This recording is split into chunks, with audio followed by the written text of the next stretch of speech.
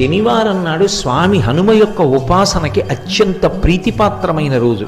శనీశ్వర గ్రహాన్ని తన తోకకి చుట్టి ఆయన మీద శని యొక్క ప్రభావం లేకుండా చూసి శిక్షించినటువంటి వారు స్వామి హనుమ. హనుమని ప్రార్థన చేశాడు శనీశ్వరుడు, అయ్యా నీ చేత నేను ఇప్పటికే చాలా హింసింపబడ్డాను, నన్ను నీ తోక నుంచి విడిపించు, నీకేం కావాలడుగని అడిగాడు. అడిగితే స్వామి హనుమ శనీశ్వరుని నుండి ఒక మాట పుచ్చుకున్నారు, ఎవరు నాకు పరమ భక్తులై ఉంటారో అటువంటి వారి జోలికి నువ్వు వెళ్ళకూడదు. ఒకవేళ జాతకంలో శనీశ్వరుని యొక్క ప్రభావం చాలా విశేషంగా ఉండేటటువంటి వారు కూడా హనుమ యొక్క అనుగ్రహానికి నోచుకున్న వారైతే అటువంటి వారందరికీ కూడా శనీశ్వర గ్రహం యొక్క ప్రభావం విశేషంగా ఉండేటటువంటి అవకాశం ఉండదు.